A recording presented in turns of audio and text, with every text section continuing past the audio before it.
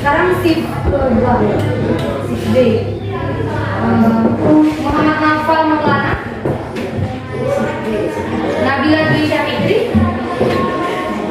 Nur Laila Kurniati, Prayoga Ramdan, Raditya Dwi Putra,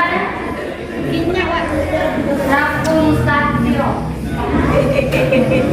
Rahmayani, Redi Anusra Arifin, Silvani Yunita, Cynthia Rahma, Wahyu Farhan Albani, Zahara Amelia, Zahid Al-Hakim, Zidan Aulia Rahman. Ada yang namanya belum dipanggil? Udah dipanggil semua ya. Nah hari ini sebelum kita mulai kegiatan, adalah kita membacakan basmalah bersama-sama. Oke, nah hari ini Ibu akan memberikan suatu kegiatan layanan dari BK, yaitu namanya bimbingan klasikal.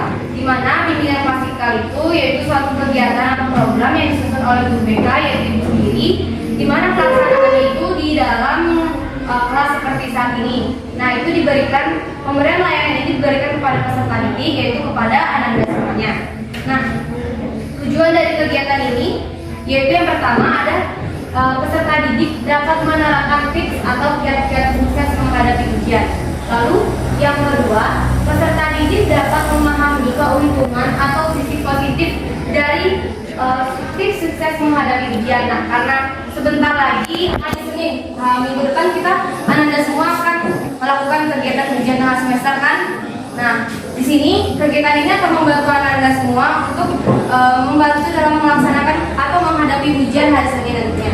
Lalu tujuan yang terakhir yaitu peserta didik atau anak-anak semua dapat memahami kerugian jika tidak ikut menerapkan kiat-kiat sukses menghadapi ujian yang akan kita bahas bersama-sama nantinya.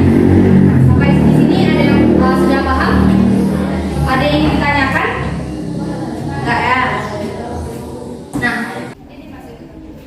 Ibu ada game sedikit untuk melatih konsentrasi anak-anak semua. Ibu mau ngecek masih berkonsentrasi atau enggak. Nah, gamenya ini dimana kalau Ibu menyebutkan, Ibu misalnya bilang hidung tapi Ibu megangnya ini. Jadi ikuti apa yang Ibu bicarakan, jangan ikuti apa yang Ibu gerakkan. Paham? Paham nggak? Misalkan Ibu bilang hidung, nah Ibu bilang hidung tapi Ibu megangnya ini.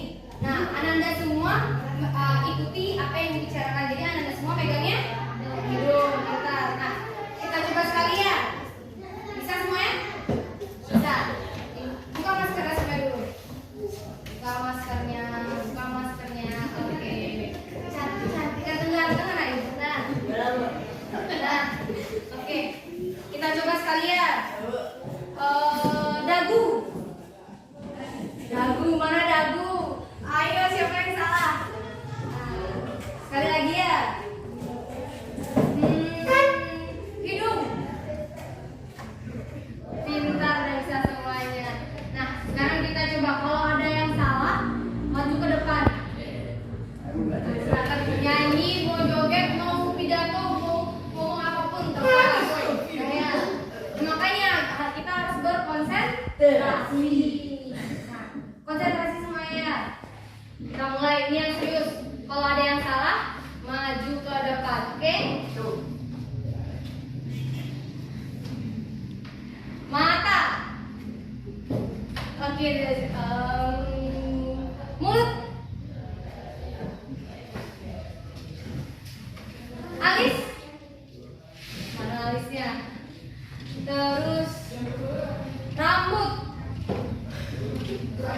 Oke, tepuk tangan semuanya.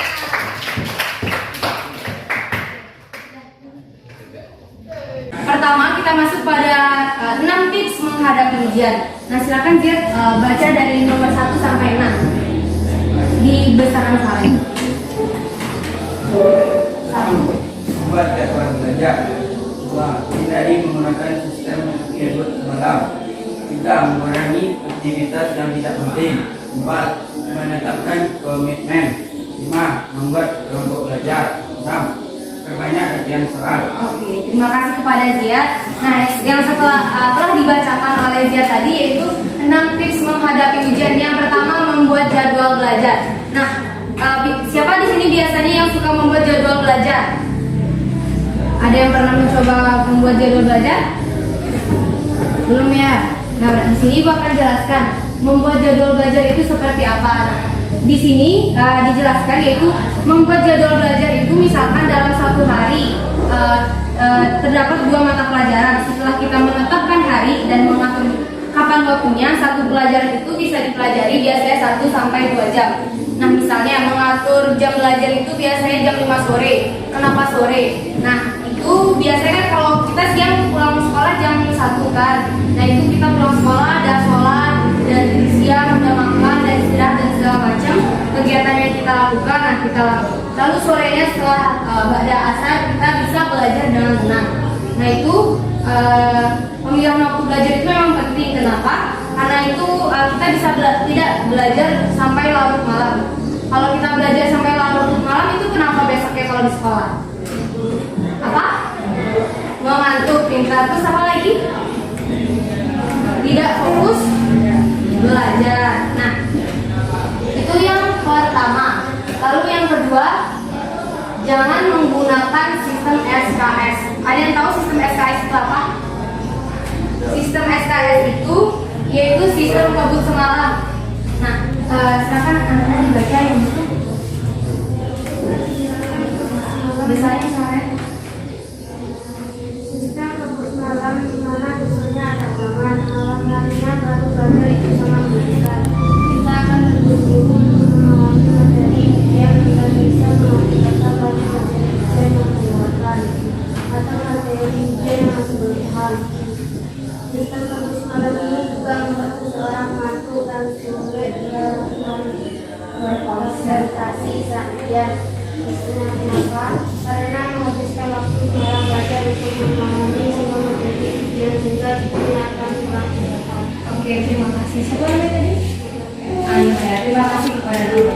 Nah, tadi sudah dibacakan oleh temannya, yaitu yang kedua, jangan gunakan sistem SKS atau sistem kabut semalam. Kenapa? Karena itu akan membuat kita mengantuk besoknya waktu ujian. Nah, misalnya hari besok ujiannya matematika atau IPA.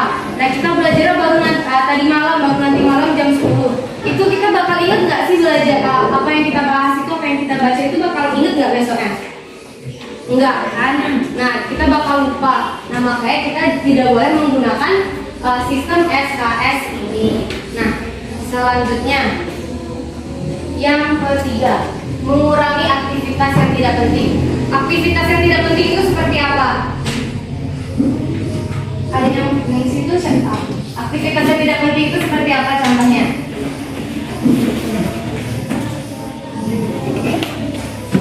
Yang tidak penting misalnya bermain game, terus apa sih? Ah, pintar. Menonton TV, terus apa lagi? Main sama kawan. Nah, pintar, bagus. Nah, itu adalah kegiatan yang mengurangi aktivitas kita yang tidak penting. Karena biasanya kita mau ujian, tapi kita malah main-main, malah kita main sama teman, main game, dan menonton TV dan kegiatan lainnya. Nah, ini untuk mendapatkan hasil yang maksimal saat UTS nanti, itu kita harus fokus belajar. Cara efektif agar kita fokus belajar itu yaitu dengan mengurangi aktivitas yang tidak penting, seperti yang disebutkan oleh temannya tadi, yaitu bermain bersama teman misalnya, lalu bermain game online dan lain-lainnya. Selanjutnya yaitu menetapkan komitmen. Komitmen itu apa? Komitmen itu adalah suatu janji, di mana kita menetapkan janji kepada diri kita sendiri. Misalnya, komitmen itu adalah janji kamu dengan diri kamu sendiri. Janji itu tidak boleh dilanggar. Jika kita melanggar, maka kita harus memberikan konsekuensi itu kepada diri kita sendiri. Misalnya jam 8 malam nih, kita harus belajar memahami materi itu untuk besok ujian. Nah, kalau misalkan kita melanggar, apa yang harus kita lakukan? Misalnya besok gak boleh main sama teman, atau gak boleh nonton TV dulu, atau konsekuensi atau janji-janji yang bakal kalian berikan kepada diri Anda semuanya. Lalu tips yang kelima yaitu membuat kelompok belajar. Nah, kelompok belajar, siapa di sini yang suka belajarnya secara bersama-sama, secara berkelompok? Ada yang suka? Silakan angkat tangan. Suka belajar bersama ya. Kalau belajar bersama itu akan sangat bermanfaat bagi kita. Kenapa? Karena ada beberapa dari Ananda semua yaitu belajar itu suka belajar bersama-sama. Itu tidak suka belajar sendirian. Cobalah belajar berkelompok bersama teman-teman. Misalnya cari satu kelompok itu berempat atau berlima. Nah, itu agar bisa kita tetap berkonsentrasi dan fokus belajar bersama. Bukan kita bikin kelompok, satu kelompok nanti malah bahasnya yang lain, kayak bahas tentang apa main game, apa kayak BTS, tuh siapa tadi Prayoga bilang, kita bahas yang lain. Kita fokusnya bikin kelompok belajar untuk apa? Untuk belajar. Nah, jadi yang kita bahas itu di dalam satu kelompok itu yaitu tentang pelajaran materi yang akan kita bahas, yang akan kita hadapi waktu keesokan harinya waktu ujian.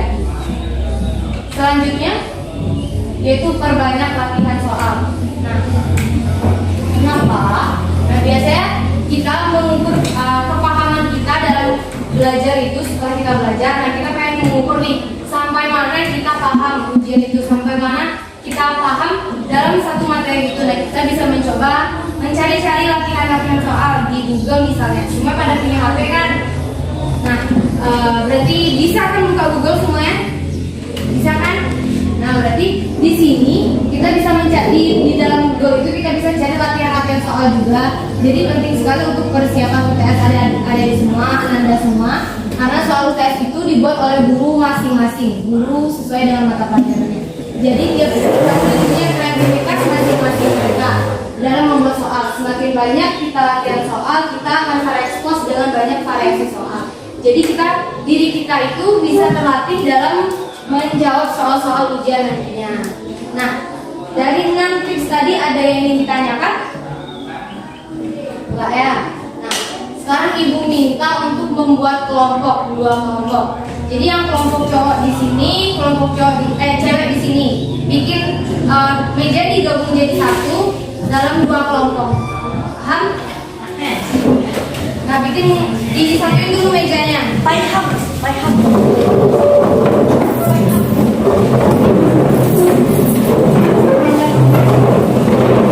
Nah, Ibu ada game sedikit untuk melatih konsentrasi Ananda semua. Ibu mau ngecek masih berkonsentrasi atau enggak.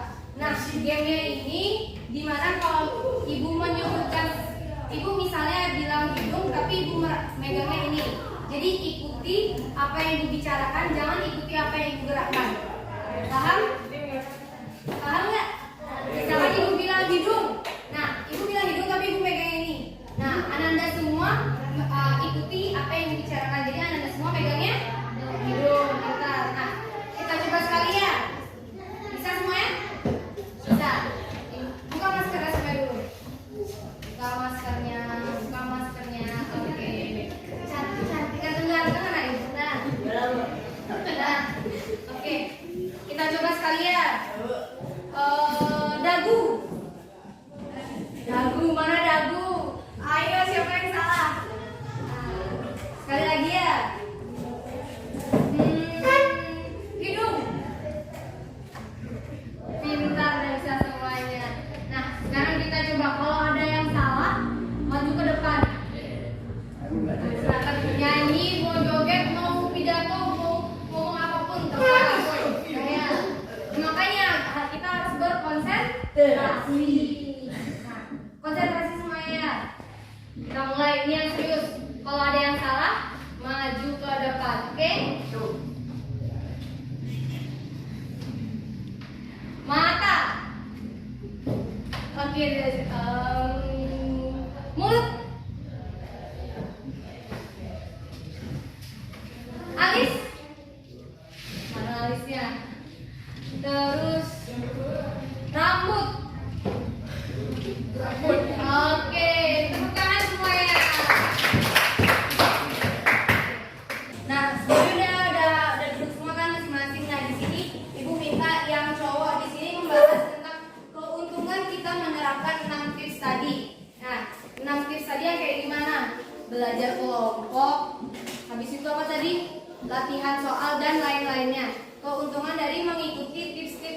tadi. Keluarkan selembar kertas. Nah, satu orang yang nulis. Nanti satu orang yang menyebutkan apa-apa saja yang sudah didiskusikan di dalam kelompokan. Paham? Paham ya?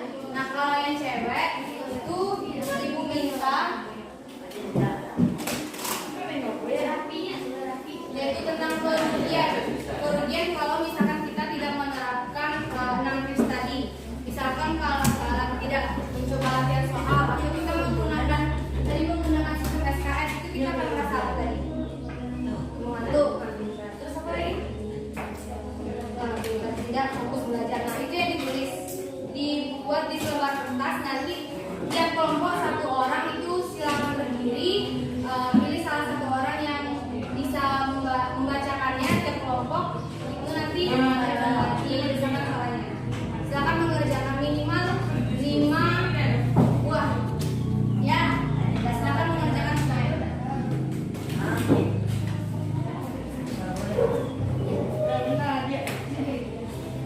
Bagian dari IP, keuntungan bagian.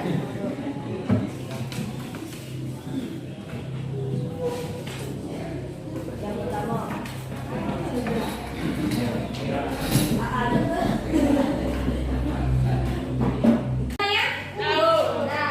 sekarang silakan, tadi udah memilihkan siapa yang mau ngomong, siapa yang mau berdiri, salah satu dari tiap-tiap kelompok di kelompok cewek sama yang kelompok cowok. Nah, yang pertama itu biar kelompok cowok yang menjelaskan terlebih dahulu hasil diskusinya. Silakan siapa yang tadi? Oh iya, saya nggak sebutkan. Silakan dan silakan berdiri. Itu mau. Sini Lah. Keuntungan dari menerapkan tips-tips ujian. 1. Agar lebih fokus belajar. 2. Agar mendapatkan nilai yang bagus. 3. Agar bisa mengingat pelajaran yang kemarin. 4. Agar tidak mengantuk saat melaksanakan ujian. 5. Agar soal yang diberikan pada saat ujian mudah dipahami. 6.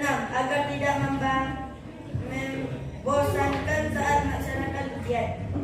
Terima kasih kepada Yoga. Tepuk tangan dulu teman-teman.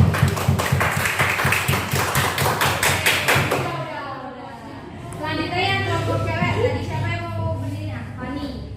Silahkan Fani. Misalnya caranya. Kerugian jika tidak menerapkan Dengarkan caranya.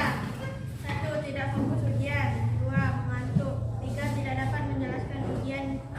Tidak dapat menyelesaikan ujian dengan baik. 4. Materi yang dihafal tidak ingat. 5. Belajar sendiri membuat cepat bosan. Oke, sudah bagus. Tepuk tangan. Terima kasih semuanya. Sudah bagus-bagus jawaban yang diberikan tadi. Nah, kalau yang dari tadi yang di kelompok cowok tentang keuntungan supaya belajarnya fokus, terus mudah memahami juga kan.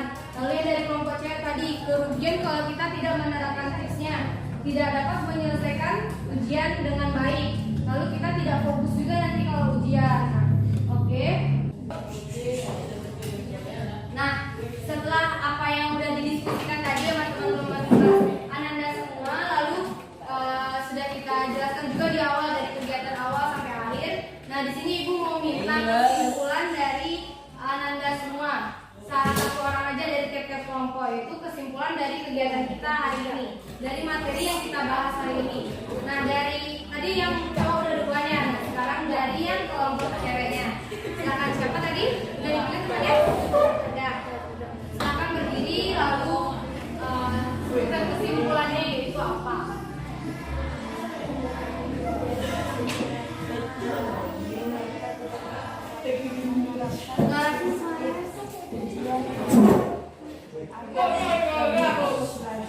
Agar tidak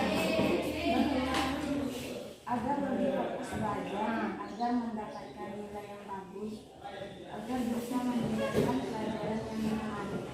Oke, terima kasih kepada siapa tadi? Zahra ya. Terima kasih pada Zahra. Tepuk tangan dulu teman-teman.